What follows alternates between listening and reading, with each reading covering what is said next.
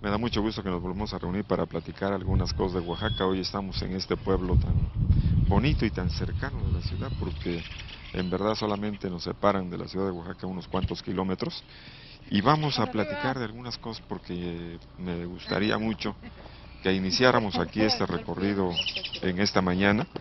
y después camináramos un poco por Sachila, que además es una comunidad también de un gran contenido de carácter histórico, costumbrista, tradicional, y que indudablemente desde hace muchos años no deja de ser un atractivo para muchas de las personas que viven en la ciudad de Oaxaca, en los pueblos aledaños como Cotlán, Miahuatlán, Tlacolula, todos estos pueblos que han venido floreciendo, que se han venido desarrollando alrededor de lo que es nuestro valle de Oaxaca.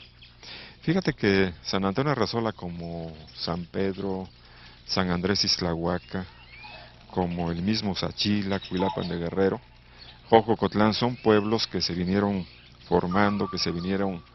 desarrollando posterior a la desocupación de Monte Albán, porque como todos sabemos Monte Albán se puede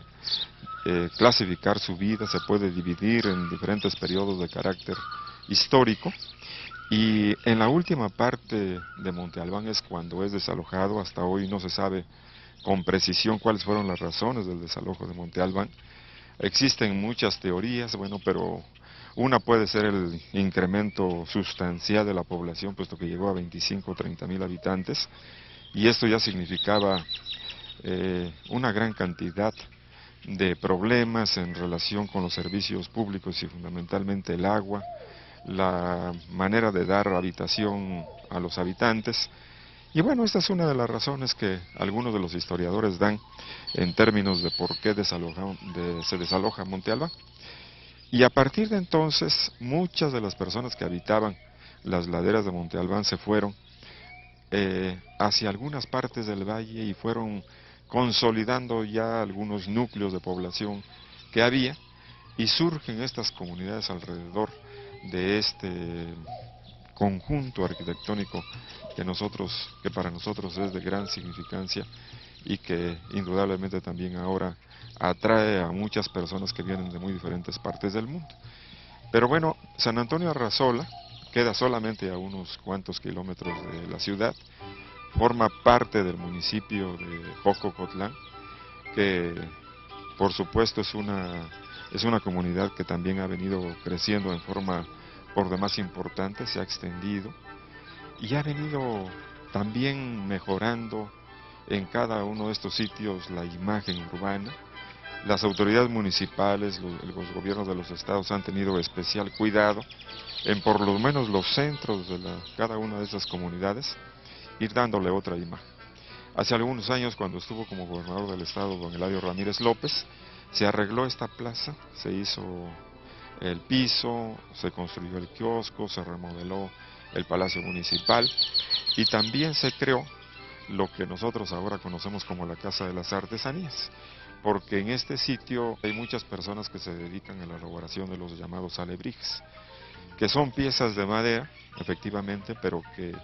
tienen un significado muy particular y que ahora, después del tiempo, los artesanos han logrado tal, tal desarrollo en la realización de estas piezas tan bonitas, que no solamente han invadido los mercados locales, sino también ya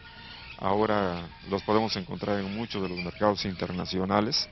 en los mejores aparadores, y por supuesto tienen una demanda bastante importante que les ha permitido a muchas de las personas que viven en esta comunidad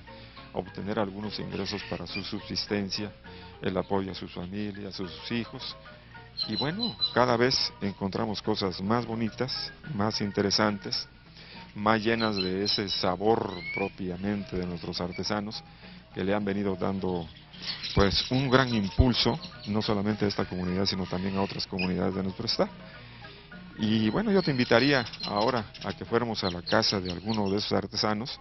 con el fin de que podamos conocer el trabajo de ellos. Fíjate que esa es una pregunta que yo me hice hace mucho tiempo, porque de repente empecé a ver en algunos aparadores de la ciudad de Oaxaca, empecé a ver estas piezas, e indudablemente eran piezas muy bonitas, llamativas, con un diseño muy diferente al que se hace en Oaxaca por los artesanos que se dedican a trabajar la madera. Y entonces empecé a preguntar, pero ocasionalmente o circunstancialmente, venía yo viajando de la Ciudad de México para Oaxaca cuando en el avión encontré una revista que traía precisamente la historia del origen de los alebrijes. Y esta revista nos cuenta que se trata de un señor Pedro Linares, del Estado de México, que en algún momento enfermó, y enfermó gravemente. De tal manera que en estos momentos de una temperatura muy alta, alucinó y veía precisamente este tipo de figuras. Y cuando él sana, una de las cosas primeras que hizo fue tratar de concretar, de objetivizar todos aquellos sueños con estas figuras fantásticas. Y ahí es en donde este hombre inicia con la utilización de algunos materiales como el papel maché, que posteriormente y en alguna forma don Manuel Jiménez, que fue el propietario de esta casa y para mí el iniciador de este tipo de trabajos en el Estado, pues empieza a utilizar, ve las figuras, ve las imágenes aquellas, las encuentra en alguna forma y entonces empieza a realizar aquí el trabajo. Por supuesto, para ello tuvo que ir probando materiales, utilizando diferentes tipos de madera, hasta que llegó al copal. Y el copal era un árbol que se daba con alguna profusión en esta zona de San Antonio Arrasola. Y empezó a utilizar este material porque es un material muy moldeable, aunque es resistente, es fácilmente trabajable, y esto les facilitaba mucho para poder empezar a hacer este tipo de figuras. Posteriormente, por supuesto, la familia Jiménez, que es un grupo de personas muy connotadas aquí de la comunidad, pero con esta sensibilidad que nuestras gentes en Oaxaca tienen, pues pudo ir aprovechando aquel impulso, aquel conocimiento, aquel gusto de don Manuel Jiménez, y aprenden también a hacer este tipo de piezas. Y estamos hablando de Angélico, su hijo, estamos hablando también de Isaías, que pues ahora está aquí con nosotros, y empezaron a trabajar este tipo de piezas y empiezan a abrirse posibilidades de trabajo, posibilidades de un mercado que afortunadamente a través del tiempo se ha venido ampliando, y no solamente ahora aparecen estas piezas en los aparadores del mercado local, sino también del mercado nacional, en museos, no solamente de México, sino de otros estados de la República, y por supuesto también en algunos lugares de Europa y de los Estados Unidos. De tal manera que ahora, después de algunos años, y hasta eso no muchos años, se habla de estas realizaciones artesanales que para nosotros han sido también una carta de presentación en lo que se refiere a la parte de creatividad, de imaginación creadora de nuestros artesanos. Porque es tomar un trozo de madera, y ellos, ahí es en donde yo creo que empieza el trabajo de realización artística, ¿no?, y creativa, porque toman un pedazo de madera y ellos de inmediato imaginan qué tipo de forma, qué tipo de animal, qué tipo de personaje es el que pueden lograr, y aprovechan la forma natural, fíjate, aprovechan la forma natural de este pedazo de madera, que bueno, pues que lo encuentran en las ramas de los árboles, en los troncos de los árboles, y le van sacando estas formas del cuerpo de la madera. Yo me acuerdo mucho que, fíjate, que alguna vez estando en el museo, en uno de los museos que tuve la oportunidad de visitar una vez que estuve en Italia, visitamos Florencia y ahí me encontré un museo en donde se presentan las piezas maravillosas del gran artista Miguel Ángel. Y en alguna de las partes alguna de las partes del propio museo decía, en estas notas para poder tratar de interpretar lo que quería decir estas piezas, decían que Miguel Ángel sostenía que la materia ya tenía su propia alma y que lo que hacía el artista era tratar de sacar de la materia esa alma y objetivizarla. Y yo creo que es un poco la idea en el caso de los alebrijes, porque efectivamente tú tomas un pedazo de madera y el artesano, el gusto, la creatividad, como decía, es sacar lo que ya está en la madera solamente con la ayuda de las manos hábiles del artesano. A mí me tocó entonces conocer a esta maravillosa familia encabezada por don Manuel Jiménez, que desafortunadamente pues ya desapareció, pero que tuvo la diligencia, que tuvo el gusto, que tuvo la alegría de enseñar a sus hijos, como te digo, tanto a Angélico como a Isaías, que es el que sigue trabajando pues con mucho empeño en esta tarea, y estamos precisamente en su taller. Como ves, aquí se pasa un buen número de horas. Y bueno, y se ha dejado de utilizar por ellos el copal, porque esto es una permanente renovación, una permanente búsqueda, no solamente en cuanto a las formas de las figuras, sino también la utilización de los materiales. Y ya desde hace un buen número de años, porque a mí me tocó todavía platicarlo con Manuel Jiménez, cuando me decía que él ya estaba utilizando otro tipo de materiales, como era el cedro, ¿no? Tanto el cedro como el cedro blanco como el cedro rojo, porque tiene la misma característica del copal en lo que se refiere a esa moldeabilidad. No es una madera dura, pero es una madera fácilmente o relativamente fácil de moldear. Y además de eso, que tiene la enorme característica de crear, pero muy pocos insectos, porque toda esa agua interior que tiene la madera se puede quitar y entonces se deja prácticamente seca, y eso evita la descomposición de largo plazo. Entonces estamos en un pueblo en donde ahora, después de los años, no solamente es la familia Jiménez, sino hay muchísimas otras familias que se dedican también a la elaboración de este tipo de piezas, que, como te digo, han invadido los mercados nacionales e internacionales. Qué bueno, porque don Manuel Jiménez no solamente le abrió un camino para el hacer a sus hijos, sino también le abrió un camino, digo yo, a la propia comunidad, para que la comunidad tenga hombres que sigan dando, no solamente a Oaxaca, sino a México, esa presencia tan interesante en lo que se refiere a la materia artesanal. Conserva muchas de sus costumbres y tradiciones, las siguen practicando. No hace mucho tiempo se realizó la fiesta de la Santísima Trinidad, y en el mes de junio se celebra la fiesta del patrón, San Antonio de Padua. Y para entonces se reúne la gente con buen tiempo, en coordinación con las autoridades municipales, y se organiza la festividad. Y se hacen muchas actividades, desde el convite, la calenda, se hacen las misas, los rosarios, y por supuesto el día de la fiesta es una solemnidad estar allí en el templo y estar participando con todas las personas, porque además de eso, pues por supuesto se come muy bien, se encuentran muchos de los bocadillos oaxaqueños, los dulces, el agua, la nieve, vienen los juegos mecánicos, y entonces es un gran divertimento. Y por la tarde y por la noche, bueno, pues ya el castillo, porque ya ves que los castillos ahora, o de siempre, se han realizado en las comunidades ya al fin de la fiesta, y hacer un castillo o quemar un castillo es una cosa grandiosa para las personas de nuestras comunidades. Pero fíjate que hay una actividad también adicional que ellos la practican en forma permanente, que es el llamado juego de pelota mixteca,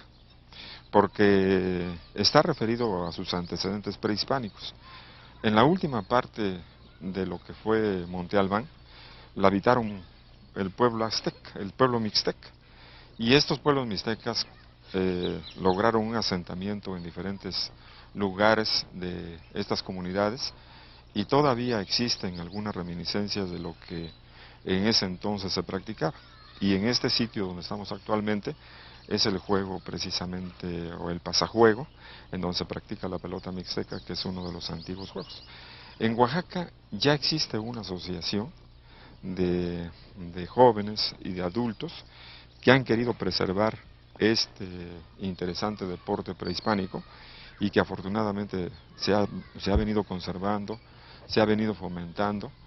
y me parece que ahora son como 15 o 20 estados de la República Mexicana, sobre todo los de la parte sureste y uno o dos del norte, como es Chihuahua y Sonora,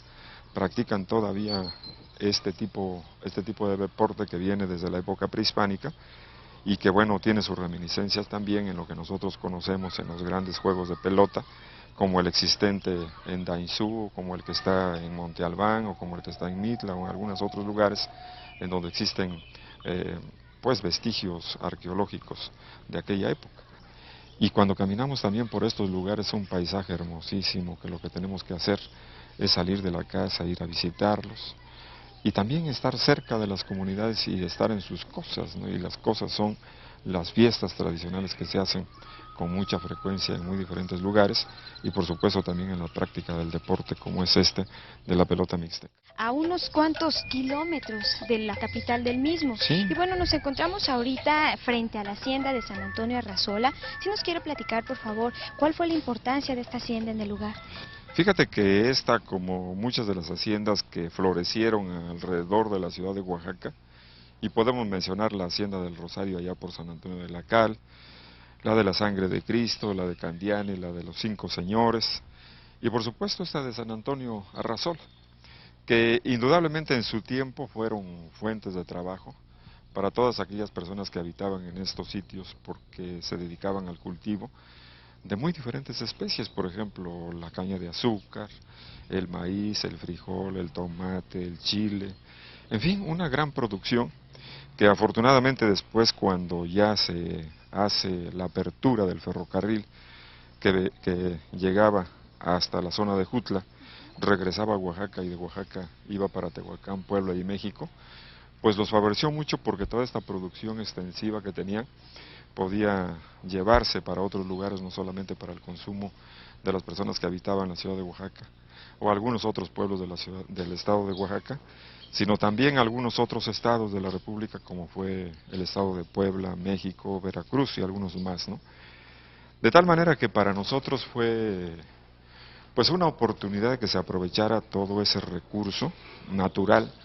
en la cuestión agropecuaria. No solamente era el cultivo del campo, sino lo correlacionado, ¿no? Por ejemplo, animales, que indudablemente también favorecían el aspecto de la ganadería, y que se creó una gran economía y de la cual vivieron los oaxaqueños durante muchos años. Que por supuesto vino la Revolución Mexicana, hubo problemas, y vino abajo esta producción, el abandono de estos lugares que ahora afortunadamente se han venido recuperando gracias al interés de los herederos de aquellos viejos hacendados. Yo conocí hace algunos años a don Francisco Larrañaga, que era ingeniero, oaxaqueño por supuesto de origen, pero que estudió en la Ciudad de México. Vino, fue maestro del Instituto de Ciencias Ciertas del Estado,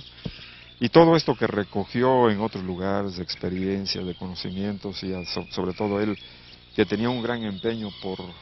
lograr la recuperación de estos sitios a través de la producción agropecuaria, pues lo vino haciendo. Y después de allá,